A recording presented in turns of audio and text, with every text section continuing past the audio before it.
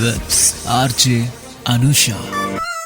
Radio city నువ్వు నేను సినిమాలో ఇవాల్టి సినిమా చిత్రలహరి. ఈ సినిమాని డైరెక్ట్ చేసింది కిషోర్ తిరుమల గారు అండ్ ఈ సినిమాలో నటించింది మన సాయి ధర్మ తేజ గారు, కళ్యాణి ప్రియదర్శన్, నివేదిత పెతురాజ్. అండ్ ఆల్సో ఈ సినిమా అయితే April 12, 2019 లో రిలీజ్ అయింది. బాక్స్ ఆఫీస్ దగ్గర ఆడియన్స్ అయితే ఒక ఊపేసింది అనుకోండి. అండ్ ఈ సినిమాకి మ్యూజిక్ అందించింది మన దేవిశ్రీ ప్రసాద్ గారు. ఈ సినిమాలో మొత్తం 4 పాటలు ఉన్నాయి. అండ్ ఈ పాటలో గ్లాస్ మేట్స్ అనే పాట అసలు ప్రతి ఒక్క ఫంక్షన్ లో స్పెషలీ బాయ్స్ గ్యాంగ్ లో హిట్ అయిపోయింది. అండ్ ప్రేమ వెన్నెల అనే పాట కూడా చాలా బాగుంటది. అండ్ అంతేకాదండి ఇందులో మన సునీల్ గారు, వెన్నెల కిషోర్ గారు, పోసాని కృష్ణమురళి గారు అండ్ బ్రహ్మాజీ గారు వంటి వారు ఎందరో యాక్ట్ చేయడం జరిగింది. ఈ సినిమా కమర్షియల్ సక్సెస్ ని అందుకుందనే చెప్పొచ్చు. విజయ్ కృష్ణ మన సాయి ధర్మ తేజ అండి ఈజ్ అన్ ఇంజనీర్. ఎక్కడైతే అందరూ లూజర్ అంటారు because of his bad luck and lack of social skills అన్నమాట.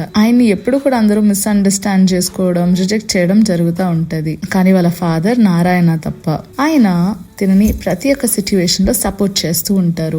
అయితే విజయ్ కృష్ణకి ఒక యాప్ మీద ఐడియా ఉండే. ఎక్కడైతే రోడ్ యాక్సిడెంట్స్ నుంచి హెల్ప్ చేయాలనుకుంటూ ఉంటాడు పీపుల్ కి. And he is looking for some investors.